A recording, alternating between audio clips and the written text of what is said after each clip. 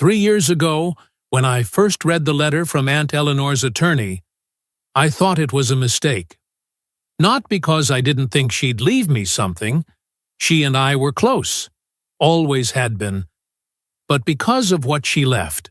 An entire lakefront property, and with it, a bizarre little island plopped right in the center of the water like a skipped stone that had decided to stay. A handwritten note was tucked inside the will. The lake kept me sane, Theo. Now it's your turn. Take care of my island. Don't let anyone mess with it. I remember laughing out loud at that last part. At the time, it seemed more poetic than prophetic. The land wasn't large by any means. The shoreline only stretched a few 100 feet around, and the island was barely more than a raised sandbar back then. But it was mine, or at least, it was after I spent the better part of a year wading through zoning records, water use rights, environmental designations, and the obscure paperwork Eleanor had meticulously maintained. Turned out, she had officially registered the island as an independent parcel decades ago, completely exempt from any nearby development regulations. It had its own lot number, a clean title, and was located just outside the territorial limits of the newly forming HOA communities. A legal island in more ways than one. Over time, I gave the place some much-needed care. A few dump trucks of fill and gravel to expand the landmass, proper erosion control, a reinforced dock. And then, once I was sure no one would try to stop me, a small modern cabin, solar panels, rainwater filtration, even a composting toilet. I didn't build a party island. I built a sanctuary. I brought my wife and kids out here during school breaks, long weekends, when the noise of the city got too heavy. I never rented it, never threw big gatherings, just peace. Books, fishing, a dog sleeping on a dock. Silence broken only by loons and laughter. For a while, the only company I had out there were turtles, dragonflies, and the occasional heron that strutted around like he paid property taxes. The town's drone maps never updated fast enough to show what the island had become, which I appreciated. Privacy. That's what Eleanor loved most about it. That's what I loved most about it. The lake itself wasn't particularly large, maybe 40 or 50 acres, cradled between hills and surrounded on one side by old farmland, and on the other, the creeping edge of modern suburbia. A new luxury development had started to rise in the valley to the east, something called Pinewater Reserve. It was the kind of place where houses came with lifestyle advisors and homeowners associations with names longer than some marriage vows. I didn't think much of it. They were far enough away, and I was off-grid. Not just in the physical sense. I wasn't listed on their plats, wasn't on their mailing list, and sure as hell wasn't under their jurisdiction. I figured we could coexist. Me with my solar-powered cabin, them with their manicured grass and drone-delivered Amazon packages. I even waved at some of their kayakers when they started to paddle closer to the island. They'd circle a bit, take pictures, sometimes let their kids shout, "Cool house," from the water. I didn't mind. I'm not the grumpy recluse type. At least I wasn't then. But something shifted the summer before everything went sideways. I started noticing a pattern. Same families, same time of day, always pausing to take photos. One time I found a Pinewater Reserve brochure floating near the shore. It had a doctored aerial image. The island, my island, blurred out. I didn't think much of it. Maybe they were just trying to make the development seem more pristine. That was the word they liked to use. Pristine? A friend of mine once said, that's just corporate for sterile. Still, nothing set off alarms. I paid my property taxes, kept my permits up to date, handled the maintenance on the old wooden dam that technically stabilized the lake level. I even fixed the public dock on the western shore once, just because the county ignored it. I wasn't a nuisance. I wasn't in anyone's way. But then, one Saturday morning, while I was cleaning out the water pump filter, I noticed a sleek pontoon boat gliding toward the island. On board were 3 people dressed like they were about to host a TED Talk about sustainable wealth. White linen, designer sunglasses, clipboard. They docked without asking. I stood up, dripping and annoyed, when the woman in front extended her hand.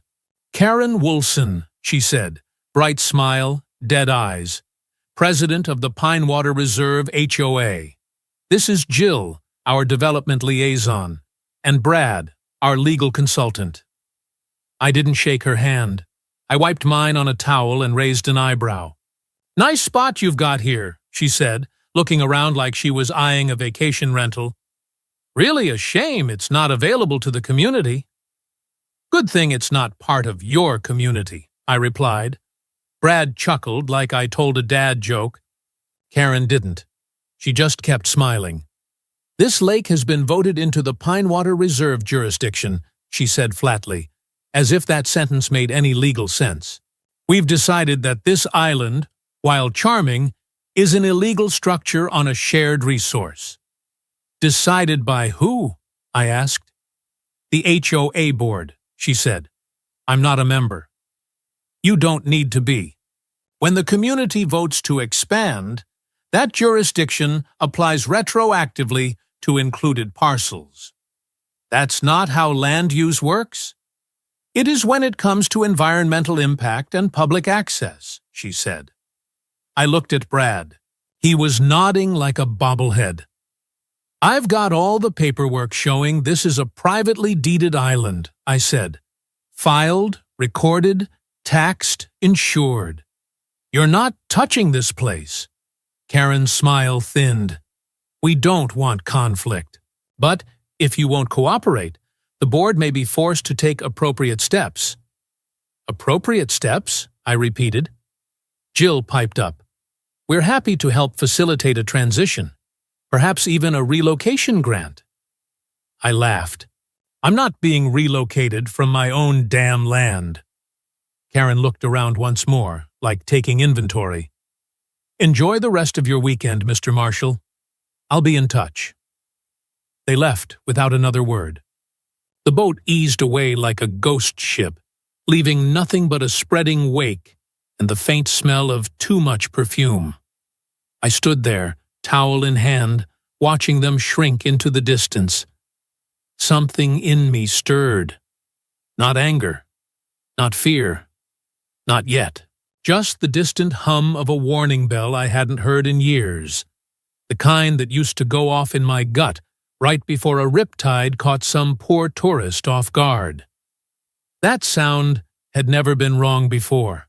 The Monday after Karen's little boat invasion, I drove back into town early and spent the better part of the day at the county records office. I wasn't paranoid, not yet.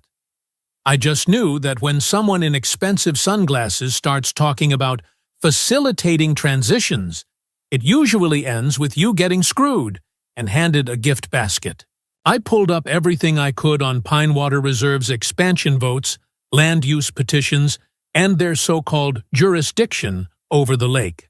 Turns out, they had filed a formal petition with the county zoning board to reclassify the lake as part of a community-managed recreational ecosystem.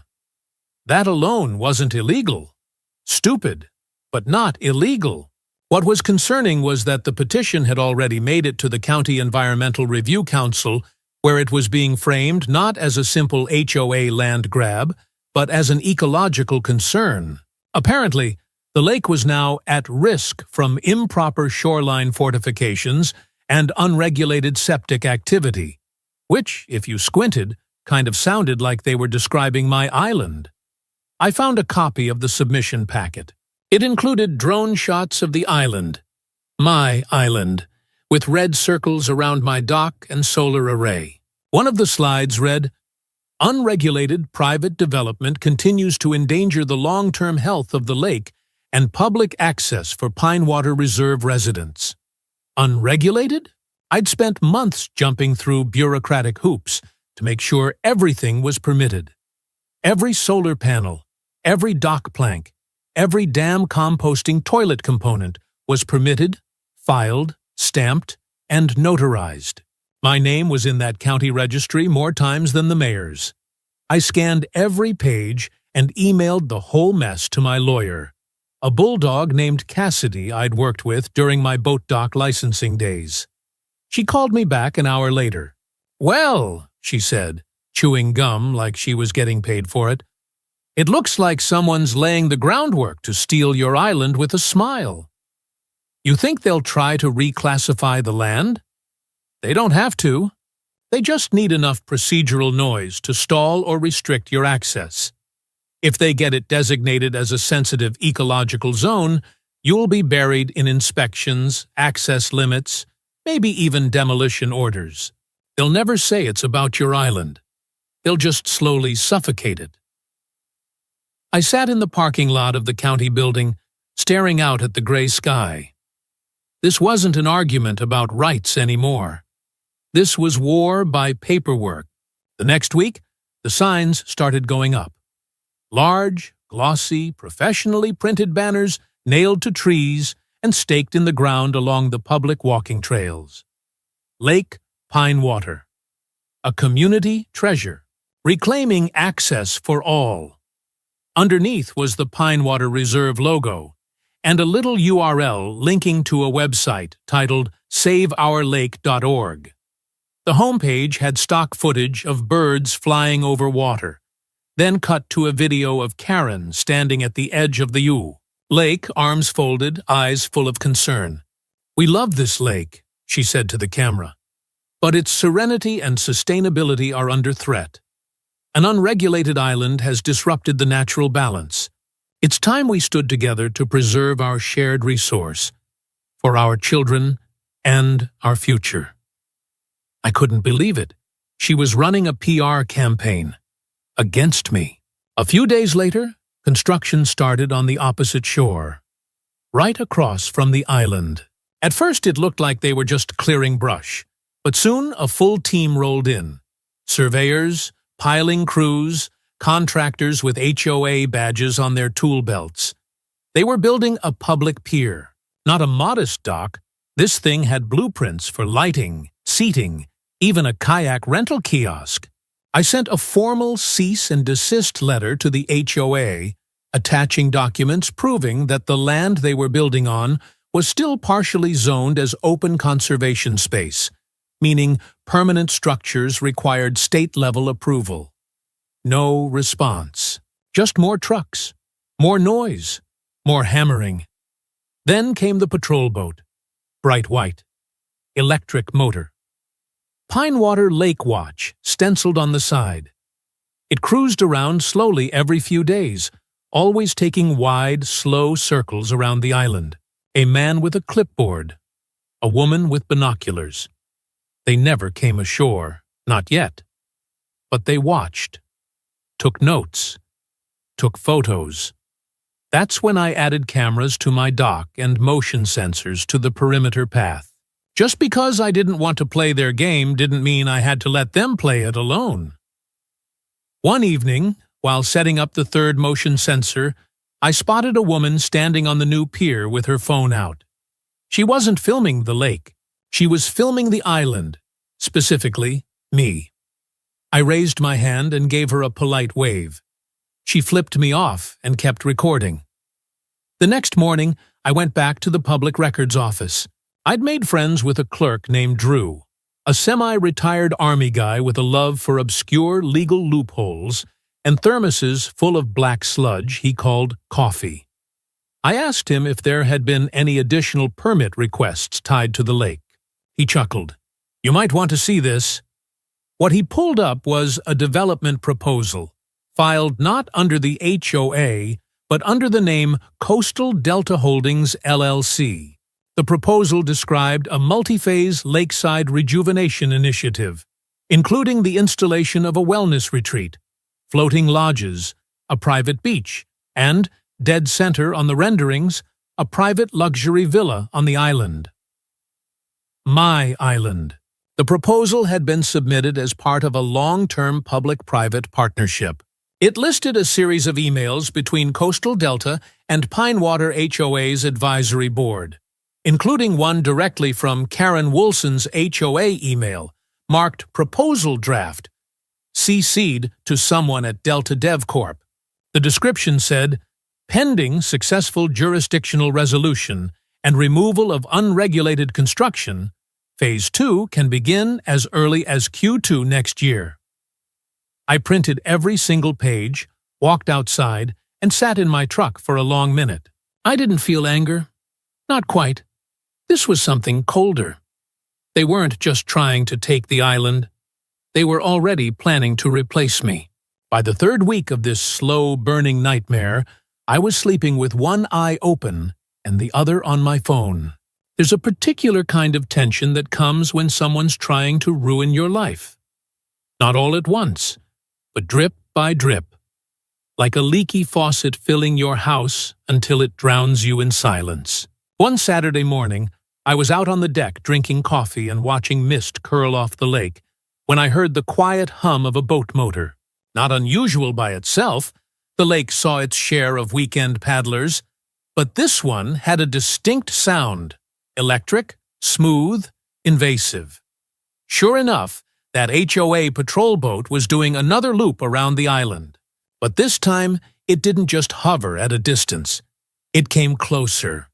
Real close. I set my mug down and stepped toward the dock, just in time to see them try to tie up. Two men in polo shirts and mirrored sunglasses, clipboard in hand, official enough to fool someone who hadn't been through 3 separate maritime certification courses like I had. "Afternoon," one of them said, stepping onto the dock. "Back on the boat," I said. "This is private property." He smiled like I was a cute child. "We're conducting a routine inspection." "Of what?" I asked. "Your delusion of authority?" The second guy flashed what looked like a badge. Too shiny, too perfect, too fake. "We've received complaints of unsafe shoreline conditions and unlicensed infrastructure."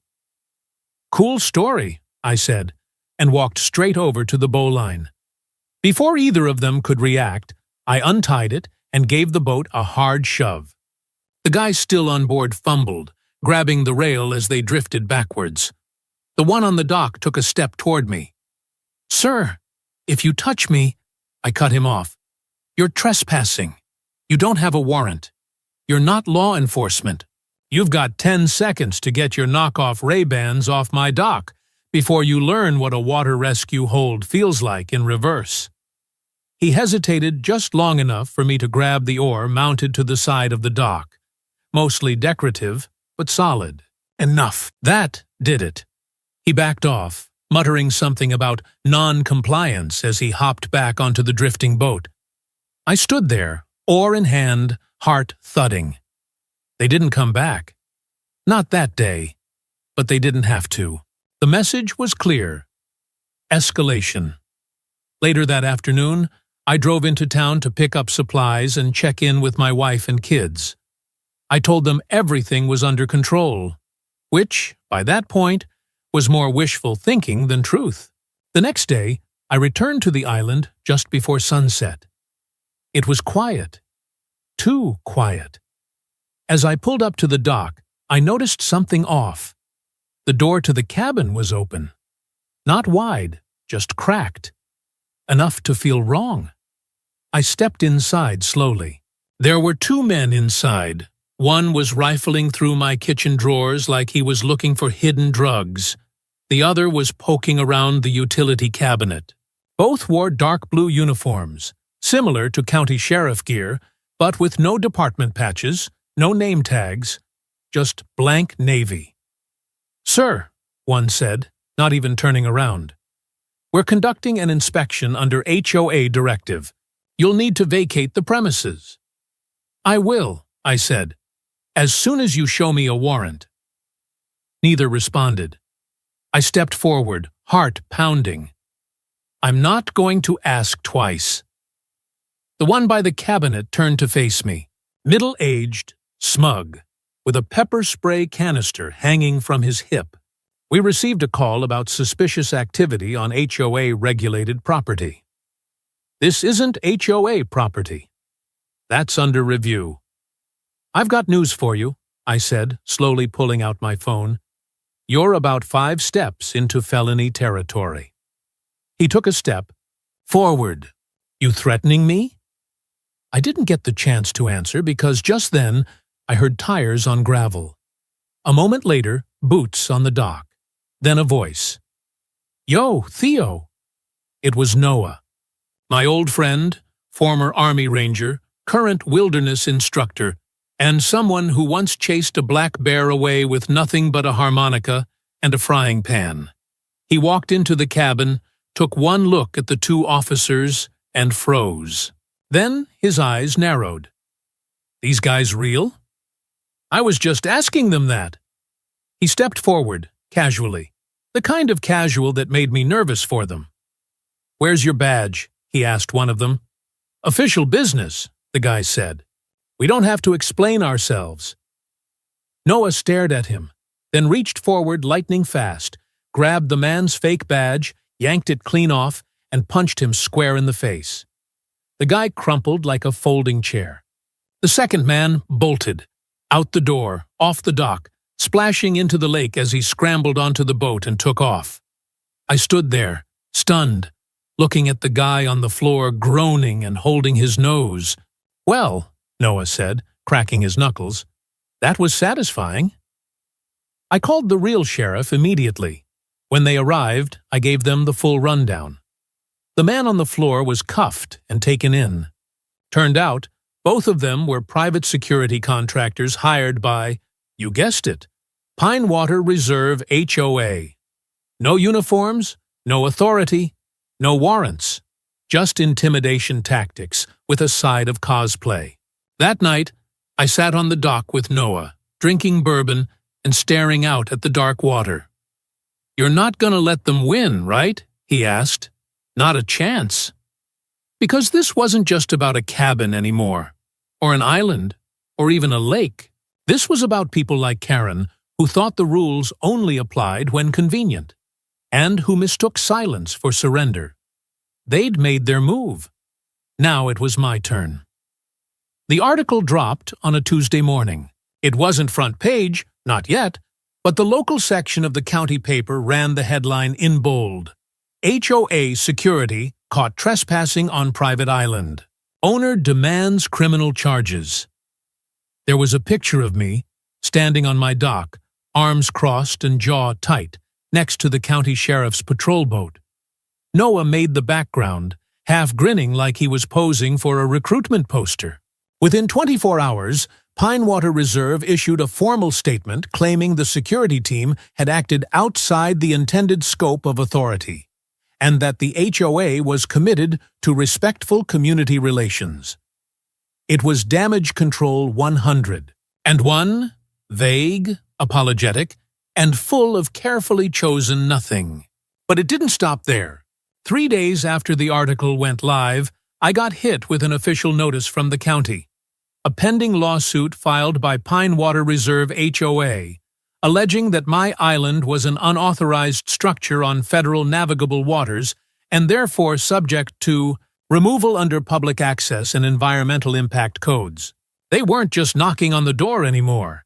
They were trying to blow it off the hinges. Cassidy, my lawyer, went full war mode.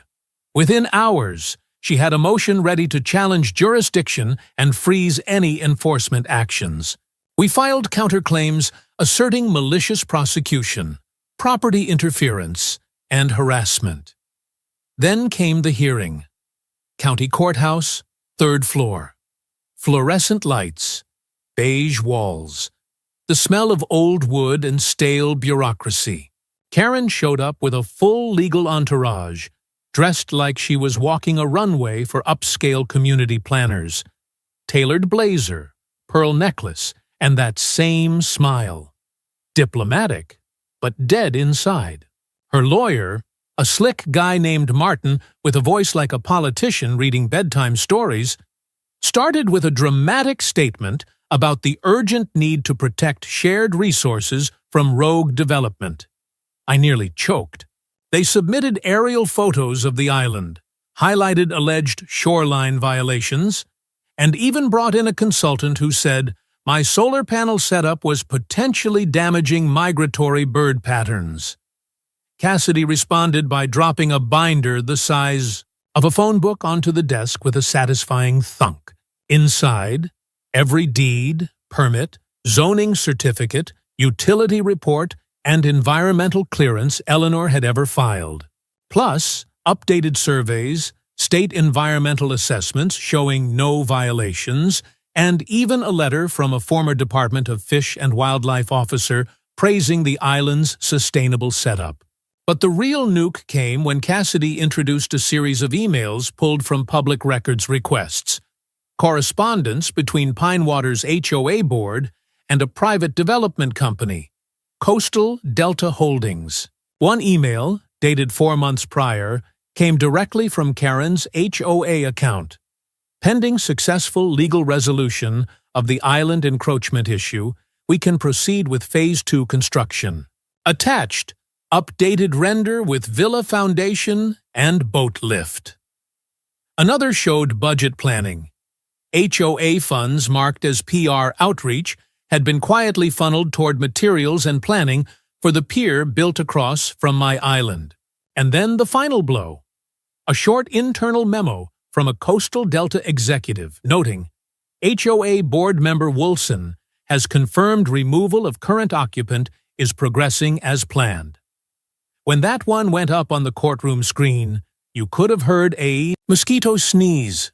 Karen's face didn't move, but the rest of her board, sitting 2 rows back, suddenly looked like they'd just realized they were riding in a car with no brakes. The judge leaned forward, eyebrows raised. Ms. Wolson, were you acting on behalf of the HOA board when these communications occurred? Karen opened her mouth, then closed it. Her lawyer jumped in, objected, tried to claim the documents were taken out of context. Cassidy just smiled. The context is real estate fraud. The judge paused the proceedings and ordered a preliminary injunction. All construction and enforcement actions frozen until a full hearing. He also referred the matter to the county prosecutor for potential criminal investigation. I walked out of that courtroom to a sea of murmurs and stares. Karen didn't look at me. She walked fast, heels clicking like a countdown. Back in the parking lot, Cassidy lit a cigarette with shaking hands and grinned at me. She overplayed her hand, she said. Now we just keep the pressure on. And that's exactly what I intended to do. If I thought the court injunction would slow them down, I was dead wrong. For about a week, things went quiet. No patrol boats, no construction noise. Even the HOA website took down their Save Our Lake campaign, replacing it with a neutral message about community focus. But I'd seen enough bad actors in my lifeguarding days to recognize the look in someone's eye before they try to hold you underwater. They weren't done. They were regrouping. It started with the solar grid. I came back out to the island on a crisp Friday morning, ready to patch the southeast dock. But as soon as I flipped on the cabin's power inverter, I knew something was off. The lights flickered, then died. The fridge was warm. The water pump wouldn't hum. I climbed onto the roof and found the main solar conduit had been cleanly sliced, like someone used bolt cutters. It wasn't weather damage. The wires were tucked under the panel shielding. Someone had to know exactly what they were doing. Then I found the tracker, buried near the rainwater cistern under a pile of smooth river stones I hadn't placed.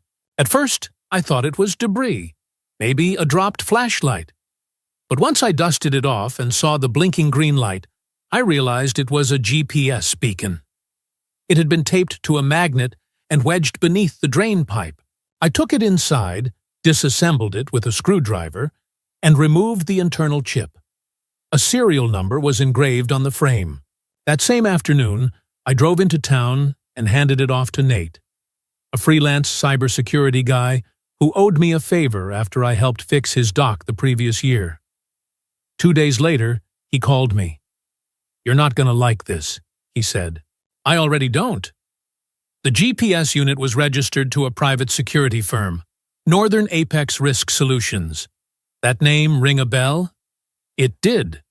That was the same firm the fake officers belonged to, the ones Noah and I had caught rummaging through my cabin. Nate wasn't finished. They're partially owned by a holding company run by, wait for it, Aaron Woolson, Karen's husband. Suddenly, it all clicked. The security firm, the clean cuts to the wiring, the surveillance. This wasn't a rogue HOA anymore. This was a family-run siege. I sent the evidence to Cassidy. She almost broke her keyboard responding. That night, I stayed at the island. I wasn't scared. I was pissed. I set up motion detectors, reinforced the solar frame with steel brackets, and placed a trail cam facing the dock. Then I slept with a crowbar beside the bed and my boots on. At 3:14 a.m., the alarm went off. The deck was glowing orange through the window. I bolted outside. Someone had set fire to the wooden footbridge connecting the main dock to the cabin path. Flames licked upward, chewing through planks like dry tinder. I grabbed the fire extinguisher, doused what I could, and kicked through the remains to get to the pump. Thankfully, the main cabin didn't catch. But the smoke was thick, and the trail cam had been smashed clean off its mounting post. The only thing they left behind was a burned scrap of laminated paper, half melted but still legible enough to read the bolded HOA logo at the corner.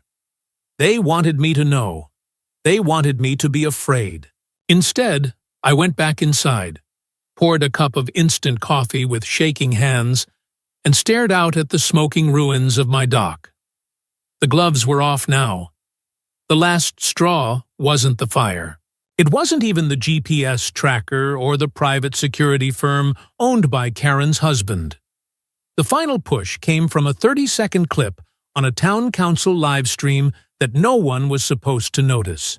I was at Cassidy's office, going over a stack of subpoenas, when one of her paralegals burst in holding a tablet like it was radioactive. "You need to see this." The clip was from a Pine Water Reserve presentation at the Municipal Grant Committee, a small public meeting, recorded and uploaded to the city's website, where Karen stood at a podium, calmly advocating for environmental preservation. "And if we're able to resolve the private island issue, we can repurpose that land into a public wellness site," she said, voice smooth as silk. "There's potential for low-impact development, solar cabins, nature retreats, zero-emissions lodging." She even called it a gift to the community. It wasn't a wellness site. It was the villa from the Coastal Delta proposal. The same one she had denied having any involvement with.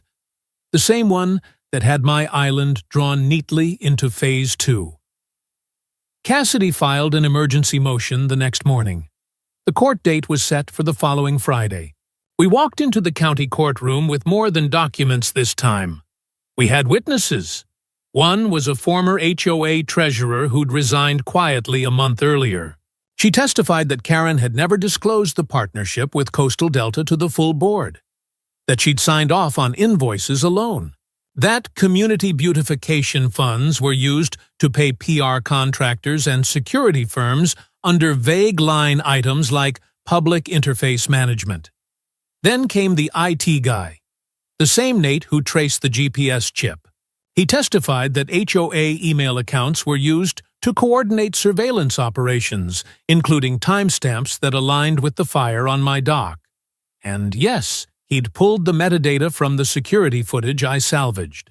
One of the men on the trail cam, partially masked, had a tattoo on his hand. The same tattoo shown in another photo Nate found online.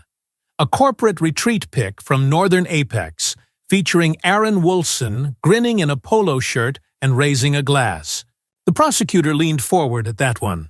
Then, Cassidy showed the court the Coastal Delta investor deck, a presentation sent out to potential backers, listing Karen Woolson as Community Executive Liaison, complete with her photo, bio, and a quote.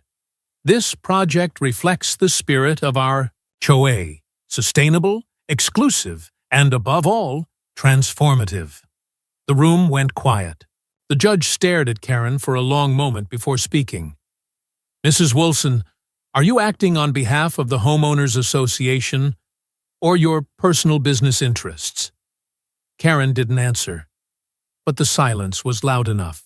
By the end of the session, the judge extended the injunction, froze HOA discretionary accounts pending audit, and referred the case to the district attorney. Civil court was now tipping into criminal territory, and outside the courthouse, 3 board members from Pinewater Reserve handed in their resignations, one of them muttering as she walked past me, "We didn't sign up for this."